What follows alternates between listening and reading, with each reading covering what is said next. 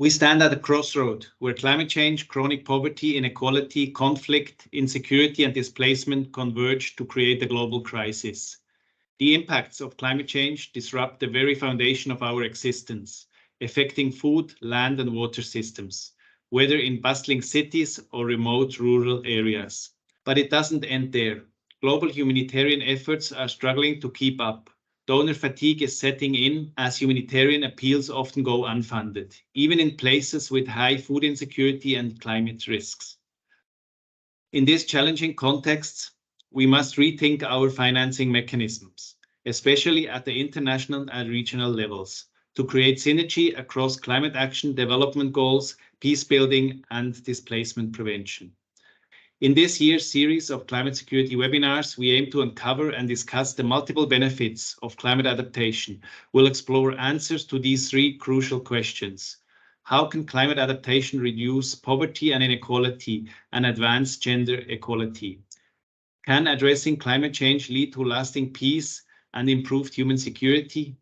And finally, what can we do together to strengthen communities, prevent displacement, and build resilience? As we navigate these complex challenges, let us remember that our collective effort and shared knowledge are our most potent weapons. Register your interest for free in our upcoming webinar series on climate security.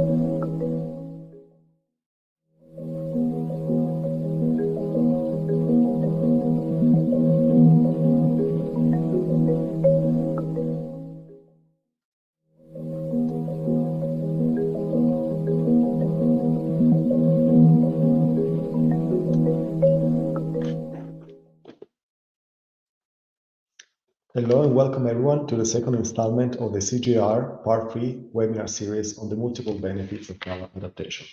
Today's episode is on the multiple benefits of climate adaptation for peace building and human security, with a focus on the role of climate finance.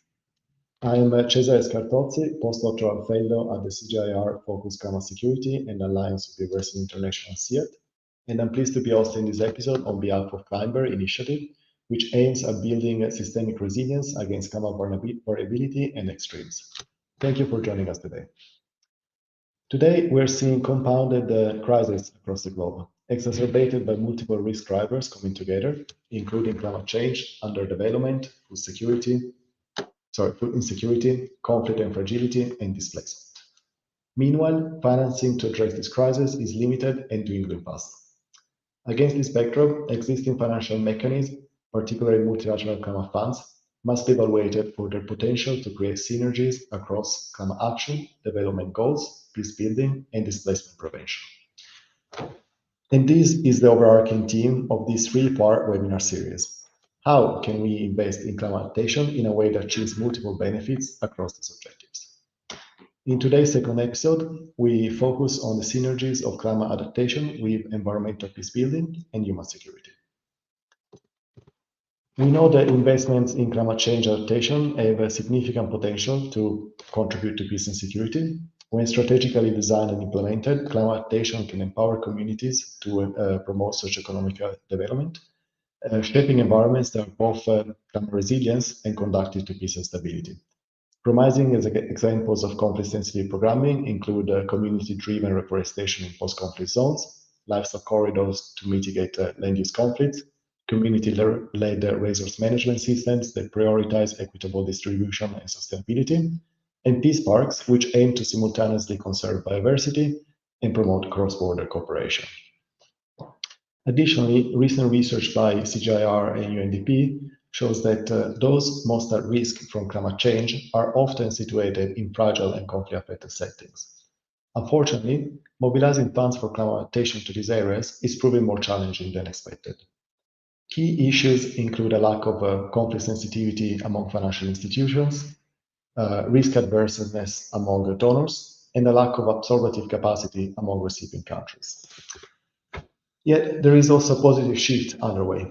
The international community, as we will hear from our distinguished speakers, is increasingly focused on developing a financial ecosystem that is better equipped to handle such complexities.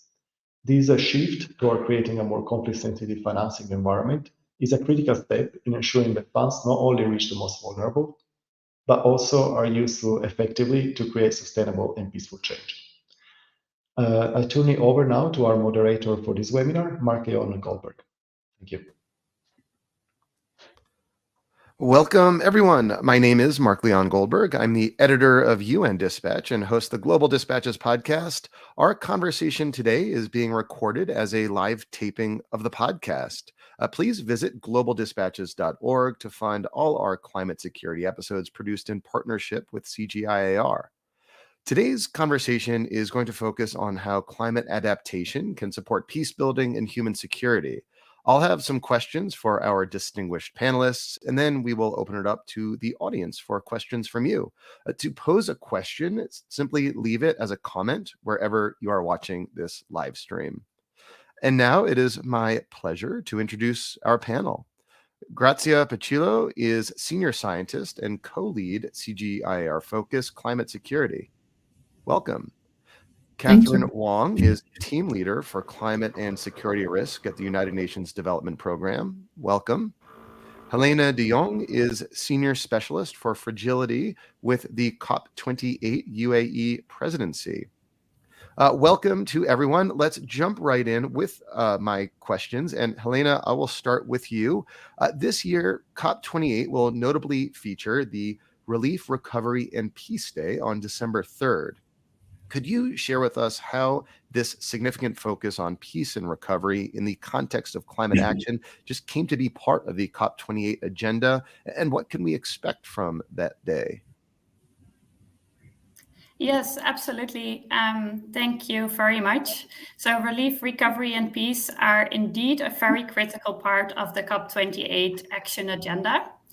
We know that humanitarian needs have been escalating over the past years. Climate impacts have either caused or contributed to the suffering. Increasingly, also droughts, floods, extreme weather events are impacting people's lives, impacting people's livelihoods, and interacting with socioeconomic or political stressors, leading to the acceleration of tensions and undermining stability and complicating peace-building efforts. There has been quite some attention to the intersections between climate change, peace, and security in recent years. And it is really an issue that is increasingly addressed in regional and international bodies as well. Egypt, the COP27 presidency, really spotlighted this topic during the COP.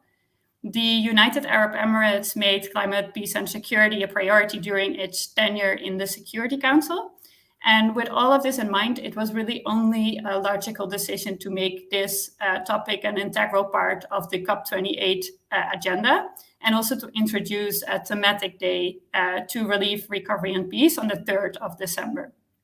So what you can expect from this day is, first of all, our priority event of the day will be the launch of the COP28 Declaration on Climate Relief, Recovery, and Peace, which really reflects the concerns and the common positions of countries and organizations on the need to really urgently accelerate climate action and finance, specifically to countries and communities that are affected by fragility or conflict.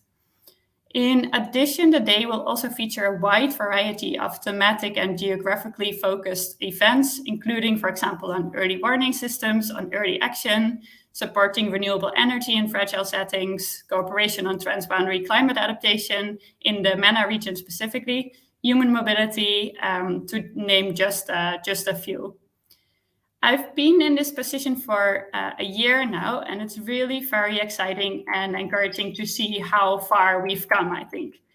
We have held many consultations and workshops this past year to build the momentum for these issues at the COP and to ensure that there's a very clear space and a very clear role for the humanitarian and peace-building community to engage in this in COP particularly.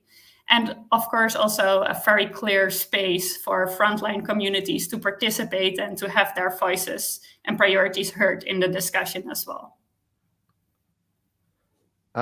Thank you. Catherine, I'm going to turn to you now. In your capacity at UNDP, what specific projects or policies are currently underway to align climate adaptation with peace-building strategies? Also, how is UNDP influencing the global dialogue on these issues in preparation for COP28? Thank you so much, Mark, for the question, and thank you to CGIAR and the organisers. I think it's very timely, obviously, to discuss these issues and take stock ahead of COP28 in Dubai. And so, I would say, first of all, in terms of UNDP's work on climate action and sustaining peace, it's worth noting we are the largest implementer of climate action, so mitigation and adaptation within the UN system, and also the largest implementer of NDC support, so this is naturally determined contributions under the Paris Agreement, as well as peace building. So there are critical opportunities that we are engaged in, where we can access and trying to find opportunities for win-win approaches to adaptation and peace. And I think in terms of what the gaps are and what needs to be done, first of all, it's on the operational front. And in terms of our adaptation portfolio, we are implementing something like $425 million in adaptation in conflict-affected and fragile contexts, and we have a pipeline of another $550 million as well. So providing this direct support to conflict-affected and fragile contexts to make sure that they have access to climate finance, I think is critical. The strategic part is also really important at the same time, and this is key to ensure the institutionalization of climate-related security risks, of an understanding of climate peace and security within climate policies, within global climate governance, and also climate financing mechanisms, right? Understanding that what we do at project level now and what that means in 5 or 10 years time, how to sustain those results really does depend on this institutional aspect and policies which climate policies which do affect conflict prevention and peace building. And in addition to our climate change and peace building portfolios, we also have a dedicated climate security portfolio, and you could consider this to be a testing ground, if you like, for more innovative, perhaps less risk-averse approaches to climate and peace building finance in more complex contexts. So we have an opportunity here really to try to pilot some of these approaches and then to be able to scale up at the same time. I think one of the other challenges is that, as mentioned just now, there's very little understanding amongst the climate change community of conflict and fragility and peace and security and how they relate to adaptation and peace. And so this is why we are doing additional advocacy around NDCs and peace, around adaptation and peace, and then also working together with the COP27 Presidency Initiative on Climate Responses for Sustaining Peace, and again with Helena and team at COP28 Presidency as well. I think what will be key to our success here is networks and partnerships. Thank you. Grazia, could you elaborate on how CGIAR, particularly under your co-leadership, is addressing the intersection of climate security and peace, and what roles or actions are you anticipating at the upcoming COP28 to highlight this work? Thanks, Mark, and hi everybody. Welcome everybody to this webinar. So when we started our research on climate peace and security, it was clear that all the work that CGIAR, the Alliance for Resiliency, and other centers were doing on addressing the impact of climate on land, water, and food systems, in all of this research, we were missing a major contribution, the contribution to peace and security. We soon realized that we were really ignoring somehow the cascading impact that climate has on root causes of fragility and conflict. So since then, then we built a robust research area, the one that falls under the CGIAR focused climate security team, that really looks at providing state-of-the-art policy relevant timely evidence on how, where, and for whom climate is exacerbating root causes of fragility and conflict, and more importantly, it identifies specific solutions that can be used to mitigate these nexus. A nexus which is highly complex because there exist multiple mechanisms whereby climate can actually have an impact on fragility and conflict and vice versa. There are multiple geographical scales, timelines, non-linear dynamics whereby a small change in climate variability or in climate extremes, etc., can actually lead to a disproportionately bigger effect on multiple dimensions, including human security and conflict. But also a nexus, a complex nexus that requires highly localized and contextualized solutions that they have to come directly from those communities that are affected by these nexus. And within the one CGIAR research initiatives, the climate resilience initiatives, which we are talking about today, has been very supportive of the transformative power of climate adaptation to produce multiple co-benefits for human security, for conflict, for fragility, for peace and security. And within these initiatives, since 2022, we have produced a series of innovations, including the Climate Security Observatory, where all of our evidence and science is collated. It is our flagship innovation. But we've also produced tools and guidelines to assess the peace potential of climate adaptation and also help big climate funds such as the GCF in increasing the conflict sensitivity, climate security sensitivity of their programming. Now, in relation to COP, I think it's evident that international policymakers are becoming more and more sensitive to the agenda. See, for instance, the COP27, the launch of the CRISP initiative, but also, as Elena mentioned, with this year, for the very first year, we will have an entire day dedicated on peace. And it's not only that. I mean, there's the declaration that Elena has mentioned. So the very first time that we have an event such as that. So I don't know that we have to be cautious. We need to sort of keep our hopes down, but I think it's an extraordinary step forward for these communities to embrace the climate, peace, and security nexus. And we will be a COP. We will make sure that the climate, peace, and security agenda is well represented, and we have many events that we are co-hosting with our partners. So stay tuned for more details and information on this. And so here, over to you, Mark. Thanks. Thank you. And Helena, we're going to go back to you. So current institutional frameworks and the UNFCCC financial mechanisms are arguably not adequately reaching populations in fragile and conflict-affected settings. From your perspective, how can this be improved in order to better reach these populations? Thank you. Yes, they certainly do not adequately reach populations in such settings. This has been very clearly demonstrated by several recent studies, who basically all pointed to the fact that the more fragile a country is, the less climate finance it receives, despite the climate vulnerability of these countries. And it has also become very clear from some of the evaluations of the UNFCCC financial mechanisms. So improving this, in my view, starts with the recognition that current efforts to build climate resilience are insufficiently tailored or insufficiently targeted to the needs of countries and communities in fragile and conflict-affected settings. So it really requires recognition in the UNFCCC financial mechanisms and in their boards that with the current setup, many people are being left behind. And having the numbers is very important here to clearly show that there is a gap. And both UNDP and CGIAR actually have been instrumental in bringing out this element, and a couple of other organizations as well have really played an important role in putting the exact numbers on paper and making that very clear.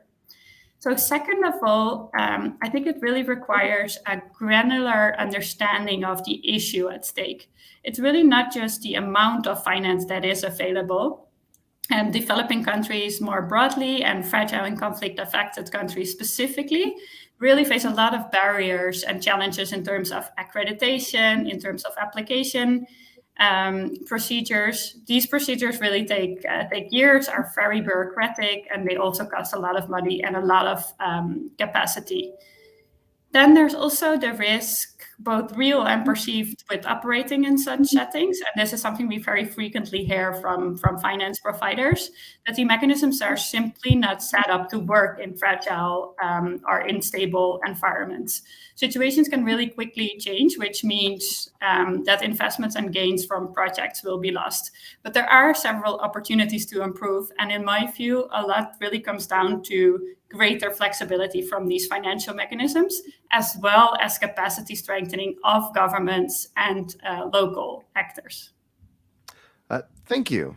Catherine, we're going to turn back to you. Given your expertise in recent work, how can we tackle the problem of climate finance and peace building, typically working in silos and on different timescales? What are some effective strategies for integrating these program areas, particularly when developing and implementing policies in regions requires humanitarian relief and interventions as well? Thanks so much, Mark. I think this is an important question, and in emergency contexts, humanitarian support is critical and life-saving. We could also make the same argument of adaptation investments in exactly the same way. And so we need to think about short-term and long-term needs at the same time, and make sure that affected populations, vulnerable populations, they have that access they urgently need to humanitarian finance, but that humanitarian response isn't crowding out the much needed investments in adaptation at the same time. We do need to bolster capacities in the short term, but make sure that, again, that these short-term investments will not amount to maladaptation or false economy in the long run. Secondly, I think it's important to understand climate finance as not being in a vacuum, so to speak. And Helena kind of alluded to this point just now. If we want to change climate finance, that climate finance is the instrument of climate policy, right? Climate policy, the objective of it is to direct climate finance to the climate priorities that we decide upon. And so there's a challenge here. If we had an additional $1 million for conflict-affected and fragile contexts in adaptation finance, or 10 million, or 100 million, or $1 billion, what would we do with that finance? And these kind of questions, they need to be asked both at national and a local level. So, changes, the much-needed changes that we need in climate finance need to be accompanied by technical support, by capacity-building investments at the same time to be effective and to ensure absorption. So we really cannot consider the question of climate finance and peace separately from broader questions of adaptation, mitigation, and technical support in the climate field without due consideration of prevention and peace building at the same time. There are many countries that struggle to access climate finance. Many of them, as Helena said, are conflict affected or fragility affected as well.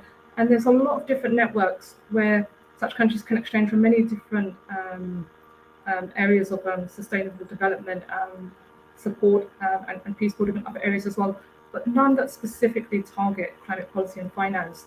So we are working together with the COP27 presidency and the Current International Centre for Prevention and Peace Building to deliver a network and training support through the Climate Peace and Security Experts Academy, so that conflict-affected and fragile contexts are able to connect and exchange experience on climate policies and finance that also deliver on sustained peace. Thank you. Grazia, in many conflict-prone regions, agriculture and food security are deeply entwined with issues of stability and peace. From your perspective, how can climate finance be applied not just to enhance agricultural resilience, but also to contribute to peace building as well in these areas? Thanks a lot, Mark. So I have 2 points here. The first one is the need to transform climate action, climate finance as a consequence to become effectively an instrument for peace. We need to transform that. The second is that we need to de-risk climate finance in this area. So regarding my first point, as we moved ahead with our research on climate peace and security, we realized that effectively traditional climate adaptation and climate action, climate finance approaches, they're not enough anymore. They're not enough because we've seen many times, I mean, we've seen in many occasions and contexts episodes of maladaptation where people have adopted climate adaptation practices and they ended up being worse off simply because the compound effect of climate on other dimensions for human security, for conflict that were not accounted for. The solution for this, and I will borrow some of the concepts from Macroeconomics 101, is that we really need to use sort of a general equilibrium approach as more systemic lens, a bigger lens whereby we look at the climate crisis. So one approach that really acknowledges the cascading effects that can be generated by the accelerated climate crisis, one that aligns resilience objectives with other objectives, core benefits can be generated by climate adaptation, including peace building, one that really transforms climate adaptation, climate action, climate finance, and makes them instruments for peace, as the new Secretary General sort of is indicated in the new agenda for peace. But the other major issue is, of course, that even climate finance has not been designed to be invested in risky area. Investing in risky area is risky. So, but the tricky issue is that most of the fragile conflict-affected countries are those that are also in need of the climate adaptation funds and in action. And our recent research shows that the 142 million households, which is 527 people, are located in fragile conflict-affected countries that are also most in need of climate adaptation. But of course, the solution, the question is, how do we de-risk these countries? And I think that we think that knowledge is key. Knowledge on the type, intensity, and frequency of the risks that can help implementers to understand how to mitigate these risks is important. And one of the things that we're doing, and sorry, I'm going a bit over time here, one of the things that we are doing together with the Green Climate Fund is to the development of the climate security programming dashboard. These dashboards essentially aims to de-risk investments to increase conflict sensitivity of the green climate finance interventions by providing knowledge and data and the self-assessment tool, to help accredited agencies to design their projects. And we will be launching that at COP, and it will hopefully become the go-to place for accredited agencies for the projects and proposals. So over to you, Mark. Thank you. And just a reminder, we'll be getting to audience questions soon. If you'd like to leave a question, simply type it in the comment field wherever you are watching this live stream. Helena, in your view, what are the critical gaps or overlooked areas in current approaches to integrating climate adaptation and peace building efforts, particularly in the context of international negotiations and frameworks like COP28? And how can we make sure that COP pledges on these topics translate into actual increased financing and support to populations affected by compounded climate security threats? Well, so in the context of the COP, I think it's fair to say that there hasn't been much attention to the nexus between climate adaptation and peace building, if any at all. And this is not just the case for peace building, actually. It has the same for some other issues like health, for example. I think food and water are a bit more prominent, but it's often about systems, not about people. So what is really most important in my view is that we adopt a much more people-centered approach. The effects of people are really not always clear from the very technical discussions and the negotiations that take place in processes like this. Even though, of course, the loss and damage discussion is bringing this out a little bit more, but I think it can definitely be strengthened. So one critical element that I think could and should be much more clearly reflected in climate adaptation efforts is conflict sensitivity and peace responsiveness and Grazia and Catherine mentioned this both. There are several good examples out there already that demonstrate that integrated climate adaptation and peace building programming can really lead to strong results in terms of social cohesion, in terms of improving relations between host communities and displaced populations, and also in terms of inclusion and participation of women and other groups. And as for COP pledges, we really see this as a systemic effort. It will take time to change the existing procedures, but from the discussions that we are having, and many of these discussions are with the Climate Finance Fund and also with other climate finance providers, there definitely seems to be an openness and willingness from them to engage on this topic. What we do really see, I think, is a mismatch between the immediate needs of countries and communities, particularly those affected by conflict and fragility, and the time that it will take for climate finance flows to properly reach fragile and conflict-affected settings. So in addition to immediate allocations of finance, which I think are really, really critical to support climate adaptation in such areas, we will really need to see more procedural changes to increase finance and support. So this, I think, will hopefully be reflected at the COP and will be a stepping stone towards like longer term systemic change on this matter. Thank you. Catherine, your recent publication, Climate Finance, Conflict and Gender, Benchmarking Women's Empowerment and Sustaining Peace in the Journal of Environment and Security, has added crucial insights to this conversation. Where do you see significant gaps and unexplored avenues in policy or practice when it comes to using climate finance as a tool for both environmental and peace building outcomes? Thanks so much, Ted. I think from this article, the first thing that I had really wanted to do is try to capture some of the work that we are doing as UNDP in this particular space, not only looking at climate action and conflict fragility, but also gender and women's empowerment, knowing that women suffer the most from the dual burden of climate extremes, impacts, and conflict.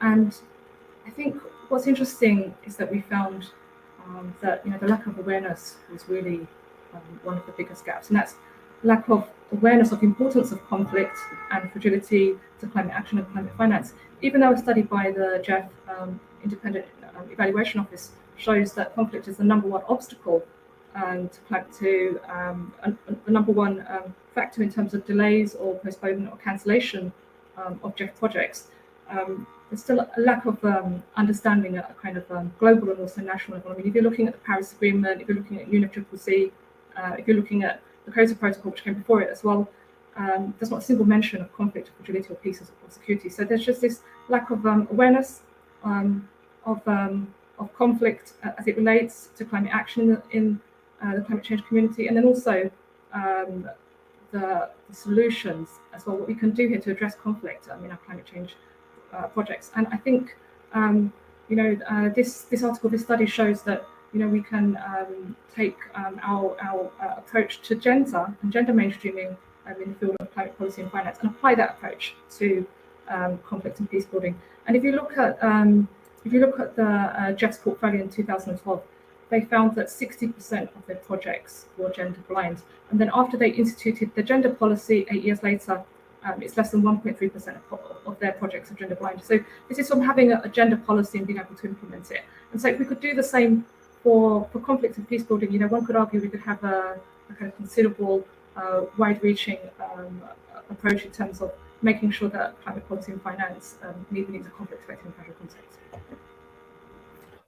Thank you.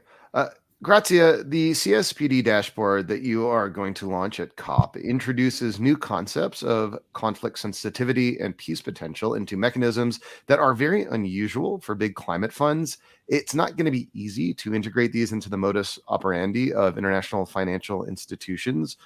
Looking at the near future, what is your call for action to transform climate adaptation and finance? Thanks, Mark.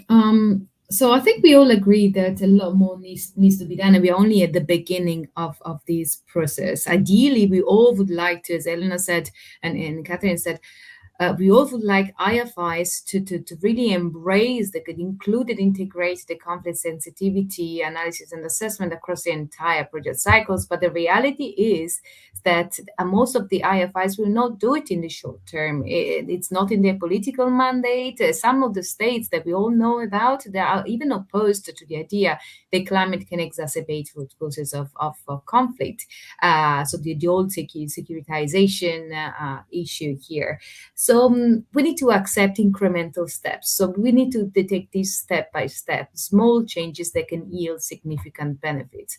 So, for instance, we could expect IFIs. We sort of urge IFIs actually to do so as soon as possible. To for instance, create some training on conflict sensitivity for the staff, to embed climate conflict sensitivity analysis into their evaluation processes, monitoring system, etc., or even to assure mechanisms that whereby the conflict and fragility risks are embedded into their existing safeguard and risks approaches. This will not require any major change that will go to the board and ask for policy changes, mandate changes, etc. These are very simple steps that they fall under their mandate that can really be done in an easy way. Another thing that we urge IFIs to do is to collaborate more effectively, and I don't even know if they do it now, to be honest. So to start collaborating with peace building funds. Oftentimes they work with the same actors, they work in the same countries, they just don't talk to each other. So there's climate resilience, climate adaptation, climate mitigation that has been implemented by IFIs, and then there is peace building fund doing something else with the same people. So of course, I mean, this is not good. I think as we move ahead in this compound risk area, in the poly-crisis area, we need to make sure that we create a platform, we create a community of practice, a coordination group whereby IFIs, peace building funds, and other research organizations working on the nexus, they really talk to each other, they share knowledge, they share data, they share lessons learned. Because ultimately what we want and what we really need to do, even in light of the COP that is coming, we need to discuss how a fine measure to mitigate the impact that climate is having on multiple dimensions, not only the agriculture, the land, water, food systems, but the human security overall. And we can only do that if we learn from each other and we build on each other's strengths. Thank you. Over to you, Mark. Thank you. And again, a reminder to get your questions in. I have one last round of questions for our panelists, and I'm going to ask each of you to answer the same question. And that's this: given the growing number of organizations now operating in the intersection of climate adaptation and peace building, there seems to be a lack of coherent and integrated understandings of the challenges and solutions in this space. From each of your perspectives, how can we create an ecosystem where different entities, from international organizations to local communities, work together more effectively, ensuring a unified approach towards climate resilience, peacekeeping, and human security? And Helena, we'll start with you. Thank you, Mark. I think it's a very broad question, but a very important one. Something quite concrete that I have noticed working on this topic is that in the last year or so, or maybe 24 months, there have been an increasing number of working groups that are being established that include experts from NGOs, peacebuilding actors, the multilateral development banks, the climate finance funds, humanitarian development actors, like all the actors working in this space. So really cross-cutting. So I think that's very, very important to have these types of places where you can discuss and exchange lessons learned with each other, and also to some extent hold each other to account. And what is really important here, I think, is that we don't just bring in the fragility experts from all these organizations, but that it is really like a cross-cutting conversation between both climate, fragility experts, and other actors in this space. So really having this platform for conversations is critical, I think. Then, of course, training, guidance documents, the dashboard that CGIAR has been working on, that's also super, super important. And what we are trying to achieve, particularly with Relief, Recovery and Peace Day, is also really to provide this space for all of these different actors to come together and to see what the next steps are. First of all, what are the challenges? What do we need to address? But also really outlining the way forward. Thank you. And Catherine, to you. Thanks so much. I think I definitely agree with both Betsy and Helena on the importance of communities of practice, and within the UN system, under the climate security mechanism, so that's interagency initiative between DPPA, that's Department of Political and Peacebuilding Affairs, DPO, Department of Peacekeeping Operations, and UNEP, UN Environmental Programme, and UNDP. We have a community of practice of some 500 members, staff members working for the UN, and 35 different UN agencies at headquarters in the field. And so, we have a safe space, so to speak, to be able to exchange on good practices, on lessons learned, on climate and peace building approaches and financing in these particular crisis and conflict affected contexts, to be able to make those connections organically, to share the work that we're doing, crowdsource good thinking, and promote knowledge management and co-generation. And another similar space, again, that we're cultivating, as I mentioned just now, is this kind of Peace and Security Experts Academy. Really, there's a need to think about and to encourage this kind of peer-to-peer exchange between conflict-affected and fragile contexts. There's policymakers that are working on climate finance and peace-building finance, allowing them to connect and to share what works in these particular regions and affected areas, knowing that other good cases, good practices could not be applied in the same way. And I think a unified approach is challenging as well.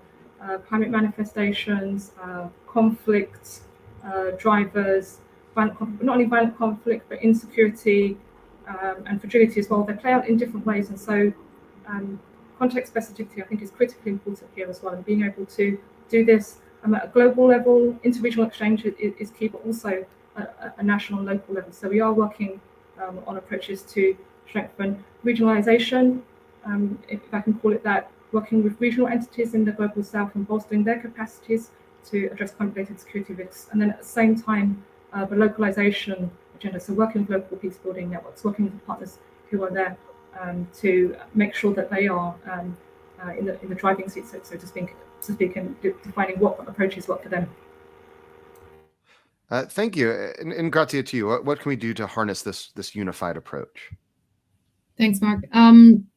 So I think we all agree that in the past decades, well, 5 to 10 years, the evidence on the fact that climate can impact conflict and security is increased enormously. But when we talk with the policymakers and decision makers overall, even those that are deciding about the allocation of climate funds, they all ask, okay, where is the actual evidence that I can use here at national, regional, international level?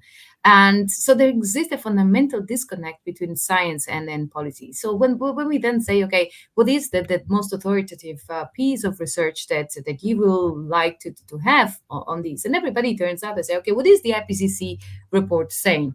And I think that's where we have to reflect, where we have to change things. When we look at the IPCC, in 2022, I remember that the work paper number 2, I think it was the first time where climate security was actually mentioned. The impact of climate recovery was actually mentioned, that there was some evidence on that. In the new Agenda for Peace that UN Secretary General published this year, there is a clear demand for a technical working group, an expert group, to be created, or a special report even to be written within the IPCC. And I think that is something that could be done. But of course, we will need to have support. And now I'm looking at Elena, we're not looking, but thinking about Elena, UAE, the commitment to climate security. How can we leverage this commitment of UAE and other countries that we know are supportive of this agenda to actually push for such a technical working group to be created in IPCC to support the new agenda for peace. And still in line with this idea of bridging the science policy gap, I think it's important, as Catherine mentioned, that we don't forget that oftentimes this type of research is driven, these type of decisions are driven by northern institutions, by northern countries. It's about time that we decolonize this agenda, we localize the information and the knowledge, we empower local, global South researcher, and for that, I mean, as a team at CGIAR, Focus Climate Security, we are really supportive of these ideas. We would like to really push for the creation of partnerships that really enable the global South to go to these places of power, including the IPCC. So thanks a lot, Mark. Well, thank you all. I am now going to pass the microphone to Peter Lauterock of CGIAR, who has been monitoring the comments in the live stream and is going to pose some of your questions to our panelists. Peter, over to you. Excellent. Thank you so much, Mark, for your great moderation. Yeah, indeed, the chat is going very lively here. We have many good questions. So let me get started. So the first one for Helena from Andrew Harper. So CGIAR has been providing excellent analysis data on the likely impacts of the climate emergency in fragile and conflict affected states. But what can we expect from COP28 to get adaptation funding to impacted communities? Very good question. So as I said in my previous response, what we're hoping to do with the Relief, Recovery and Peace Day and putting this topic very firmly on the agenda for COP28 is really to urge countries specifically and finance providers specifically, climate finance funds, the Multilateral Development Bank, others, to really recognize that there is a lack of finance going to fragile and conflict affected communities, but to also put forward solutions as how we can change this. So this is really, to some extent, a matter of like their internal discussions, and we've asked each and every single one of them, everyone we spoke with over the past year, to really think about what their individual role is and what they can put forward to change this issue. And this is something that we're looking to announce in the form of a package of solutions that will accompany the declaration, which is more of a political recognition that this is an issue in the first place. Excellent. So we hope to get many important pledges, and we're looking forward to seeing those. Another question from Christophe Belperon. Peace building and climate experts need to sit together to design jointly such climate action sensitivity to fragile and conflict. Do you have examples of platforms, networks where this happens? I'm a climate resilience expert, but I have very little understanding of peace building work. So any platforms and networks for colleagues who are following here, where they could join and learn when they're either from the climate side or from the peace building side. So any recommendations? Maybe you can start, and yes, Catherine can jump in. So at the moment, there are a few groups of technical working group on climate security experts that are related to several conferences. For instance, the Berlin Climate Security Conference, but there is the Munich Security Conference, but also within the UN Security Council, there's sort of informal groups of experts and country member states that discuss this issue. But they're fundamentally, Christophe, I think you're really right in saying that we don't have a space where there is an effective cooperation and a cooperation mechanism that puts together not only the researchers from the global north, global south, and across different organizations to really discuss and share knowledge and practices on this, but then we don't have the space for affected communities to bring their voice and their participation. This is something that we're trying to do with our work, with our research, to really bring the voice of affected communities, but we need to do more. And for instance, now we are starting a project in Somalia, which we know, I mean, highly vulnerable to climate impacts, but also a conflict in the fragile affected countries. So, but where is the coordination mechanism? Where is the framework that will allow us to understand who's working on what and what can we do together to really sort of escalate, create spillovers across the work that we are all doing together. So I think the way forward is to create to foster this coordination mechanism even more than we've done so far. Under the acknowledgement that, as I said, we live in a poly-crisis area. So we cannot really only tackle climate resilience on one side because we will have spillovers on other levels. We will have a food security crisis. We will have a conflict crisis. So I think we need to change our operation, the way that we do things, sort of in isolation somehow. And I know that some coordination exists at country level, regional level, etc. But we need to use the climate security lenses now to change the way that we're doing things. And there's still a lot more that needs to be done there. Thanks. Thanks. Katrin, any networks, platforms that you're aware of, or anything you'd like to share? Yeah, thanks, Peter. Grazia got there first as I was trying to work out how to put my hand up. I just wanted to kind of agree with her observations as well in terms of the Berlin Climate Security Conference, Stockholm Forum. Again, we see many experts and practitioners on climate peace and security engaged in these forums. These are great places to network and to make contacts as well.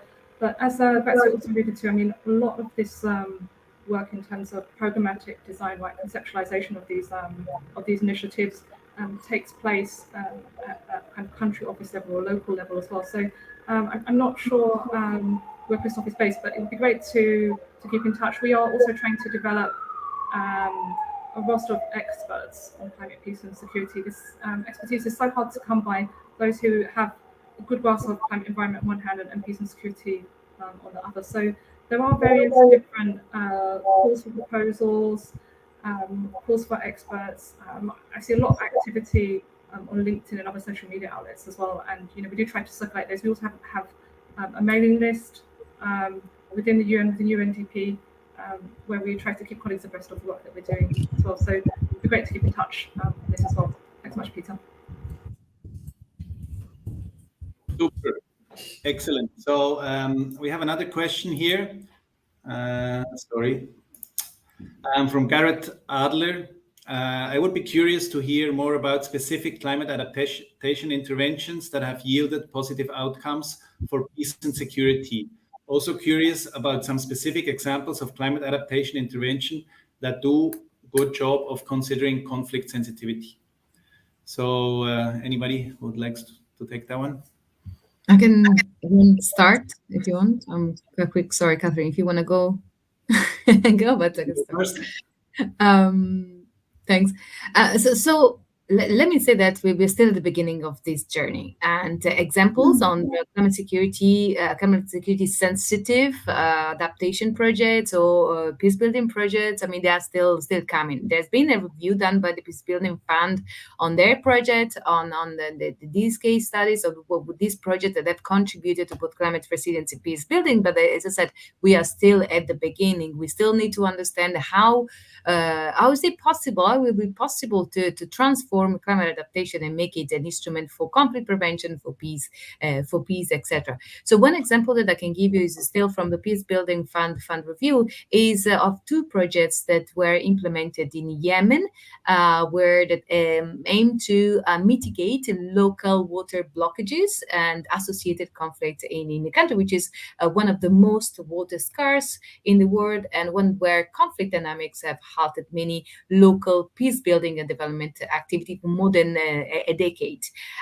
So these projects have shown that using an innovative approach to include women in local water management dispute resolutions, they've also succeeded not only to overcome gender barrier in this country, but also in creating more stable, less fragile, and less confrontational environment around specific local natural resources access and and management, also contributing to, of course, granting better access to water to different people involved in the project, but also to alleviate local conflict and sources of vulnerability.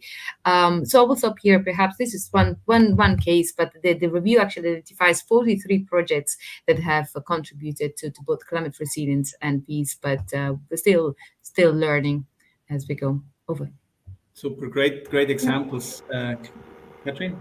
Yeah, thanks so much, Peter. I could try to add here as well. I mean, from UNDP side, we're fortunate, in addition to have the broader support that we have from our UN colleagues through the climate security mechanism and the UN community of practice on climate security, with the support of CEDA, we were able to deploy climate security advisors to all our regional hubs, and they play a critical role in backstopping some of our investments through various different bilateral and multilateral funds and funding sources as well. So from our side, there are, I would say, a good number now of projects that are under implementation or in the pipeline that are considering conflict sensitivity. But the challenge for me, I think, is scale and to be able to do it systematically. And I think that can only start at fund level. I mean, we can do everything that we can, but it's still project by project, unless we could have some kind of policy guidance or some hard requirement from a particular funding source.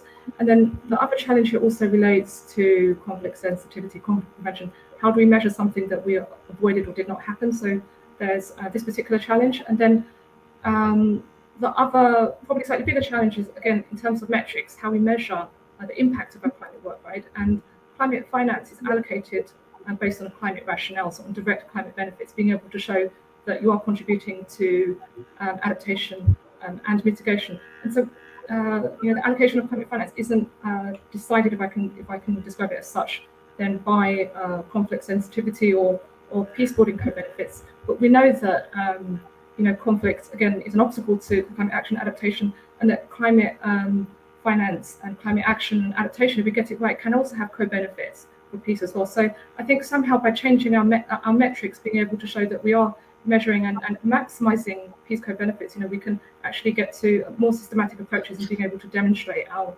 impact in terms of prevention and sustaining peace.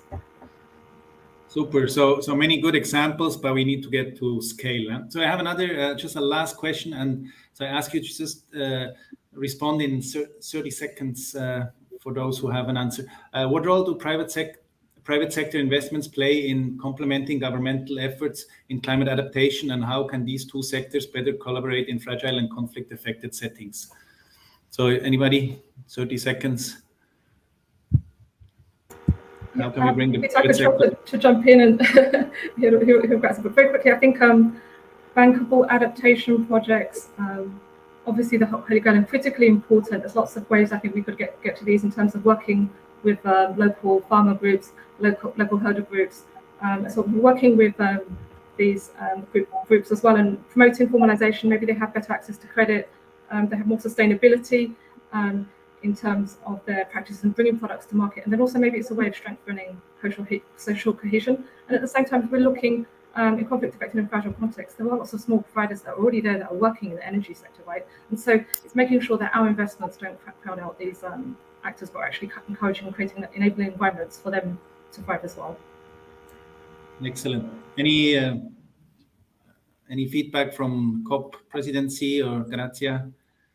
Elena or Grazia? No. Elena, do you want to go next? No, otherwise I have a comment.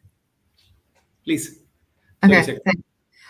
Well, as I said before, localizing is everything. The localization agenda needs to be applied to the HDP nexus, the humanitarian development, the peace nexus, and the private sector coming from the countries that are most affected by the compound risk of climate, peace, and security.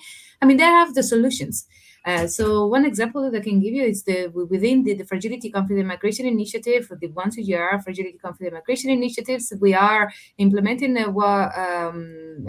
Peter is called it, we're implementing an idea of accelerating an accelerator to support, to couple the CGIAR scientists with local private sector, local innovation, local companies and groups that have like good ideas on how to create co-benefit for peace along the humanitarian development, the peace nexus, and then support them in implementation of these ideas. So I think that if we are able to include and support and help a local private sector to implement those ideas, I think it will be key to the addressing specific issues in these countries. Super. Thanks so much. Thanks to the panelists for a very engaging discussion. I will now hand over to Cesare Scartozzi to wrap us up and summarize the exciting discussion that we had today. Cesare, over to you. Thank you, Peter. We had a very engaging conversation with many insights that the panelists navigated through the critical aspects of climate adaptation and its integration with peace building, particularly in the lead up to COP28. So it would be hard to summarize everything, but I will try to focus on some of the key topics that were covered. So Helena highlighted the integration of the Relief, Recovery and Peace Day into COP28, marking a strategic shift in linking climate action with peace and recovery. She created Egypt for initially spotlighting this theme and noted the UAE's role in solidifying it within the COP framework. She also addressed the crucial need for climate finance in fragile states, pointing out the current mismatch between financial provisions and the immediate needs of these regions. She also emphasized that not just the quantity matters, but also the method of fund allocation and also the delivery is vital. So it's really important to streamline how these funds can be accessed. And concluding her talk, also she stressed the importance of bringing together different actors at COP28, which will serve hopefully as a platform for significant change in addressing these challenges. Moving to Catherine, she provided key insights into emerging climate adaptation and peace building. She spoke of UNDP expansive role across different areas, highlighting their focus on creating win-win solutions in peace building and climate action. She mentioned that UNDP has already a significant adaptation portfolio in conflict-affected contexts.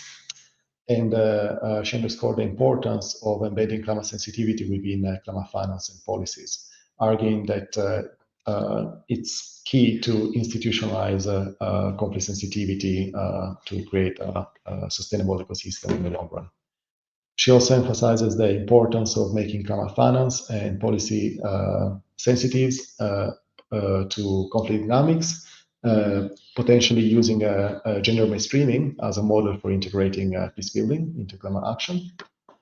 And finally, Catherine also pointed out to the need for innovative risk-tolerant projects in fragile settings, advocating for integrated programming, the alliance humanitarian aid and adaptation efforts, remarking that the two are not mutually exclusive, but they can be aligned.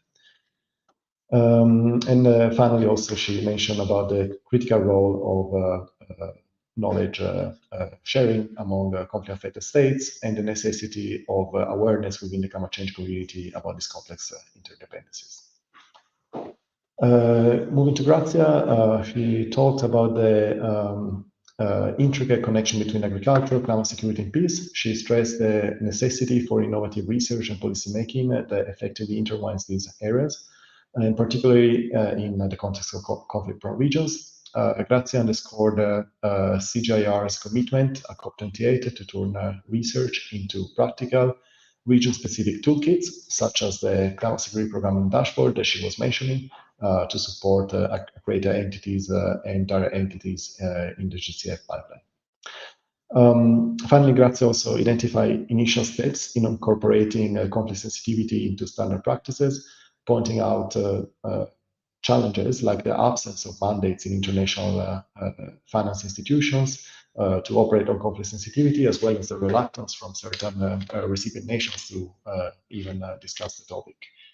And so what she suggested was to use incremental but impactful steps, such as, for example, training of staff in IFIs, as well as enhancing cooperation between financial and peace-building entities and organizations. So in conclusion, all the panelists emphasize the need for an ecosystem where various entities, from international organizations to local communities, can collaborate effectively to support conflict-sensitive action. Our panelists also unanimously agreed that investing in conflict-affected areas is not only a moral imperative, but also a strategic necessity, crucial for broader climate action and global security. So we hope that as we look forward to COP28 beyond, the insights shared today will contribute to shaping the debate and on how to build a resilient and peaceful community around the globe. We can also agree that there is a lot of work that has to be done. And to this end, CGIAR and the Climate Initiative will continue studying and deploying activities that aim to promote conflict-sensitive adaptation and mobilize finance to our fragile conflict-affected regions. And as our panelists mentioned earlier, we all need to work together on to reach these objectives. And we look forward to collaborating with you going forward. And with this, I want to say thank you to our speakers for their insights, our moderators, Mark-Leon Goldberg and Peter Ladrak, our technical support behind the scenes, and all of you connected remotely for your participation and excellent questions. I look forward to continuing this conversation and invite you all to join our third and upcoming webinar on November 15 on the multiple benefits of climate adaptation for disaster-related displacement. Again, thank you all for your participation.